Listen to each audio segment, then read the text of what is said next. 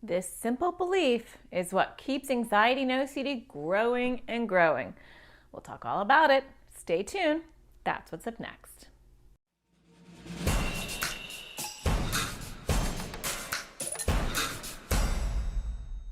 Hi, my name is Natasha Daniels. I'm a therapist and I make videos for people with anxiety or OCD. And today I want to talk to you about the biggest belief, the simplest belief that is actually growing your anxiety or OCD. And if we can tackle this belief and dismantle this belief, anxiety or OCD will actually get better. But before I get started, don't forget to subscribe, hit the bell so you get notified because I make new videos every Thursday. Okay, so what is this belief? Well, when you believe that you can control what happens to you, when you believe that you can stop bad things from happening, or you believe that you can control your discomfort, you believe that you can control rejection or sadness or criticism or disease or scary things from happening, right? Depending on your anxiety or OCD themes. We all have different themes. But when you really think about it, it comes down to feeling like you control everything, or you can control everything. I can make myself feel comfortable. I can avoid feeling disgusted. I can make sure that I'm a good person. I can make sure that I'm a healthy person. I can make sure that I don't get attacked. I can make sure that I'm safe. I can make sure that, right? It doesn't matter what theme you have. When it comes down to it, compulsions or avoidance is about some sort of idea of control. And in reality, that belief that you can control what happens to you or you can control everything that you feel makes you live in the past or it makes you live in the future, but it robs you of the present. And the present, this moment, the moment that we're sitting in right now, the moment that you're watching this video, sitting in that chair, that's the only reality that we have. And that is the only thing that we're living in. And so when you do things for anxiety or OCD, you do your compulsions, you follow all the rules that anxiety or OCD wants you to have, you avoid all the things that are going to trigger anxiety or OCD or make you more vulnerable, all you do is you get on the hamster wheel of anxiety or OCD.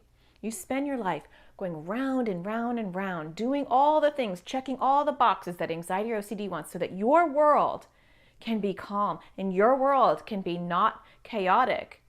But you know what the weird thing is?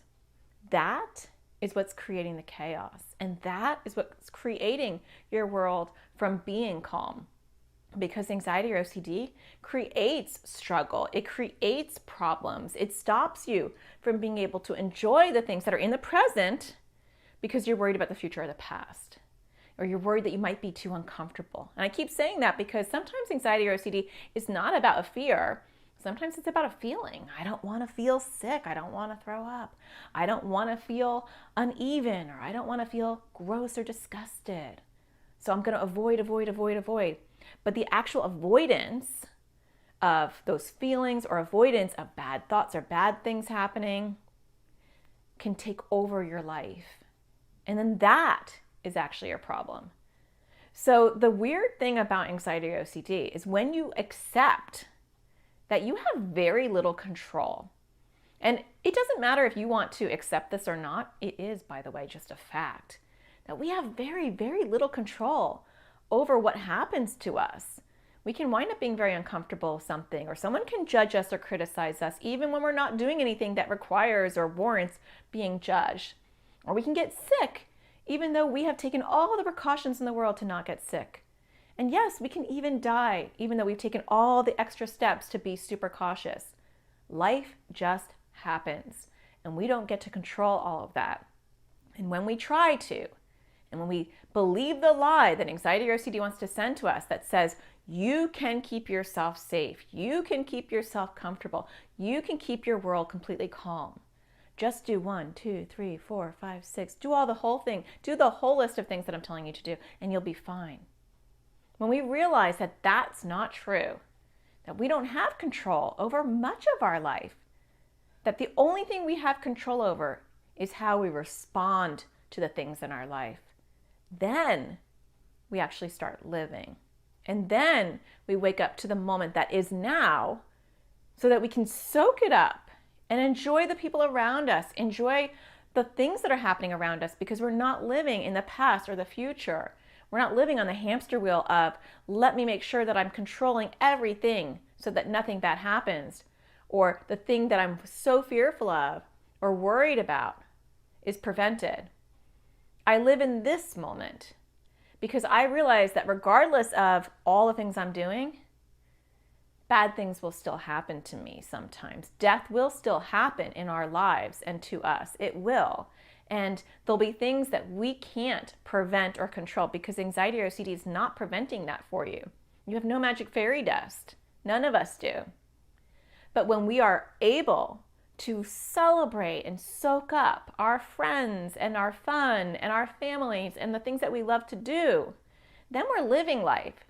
And then when that thing that we're so worried about happens, because it can, we're able to handle it. We're able to get through it. And then it's in the past.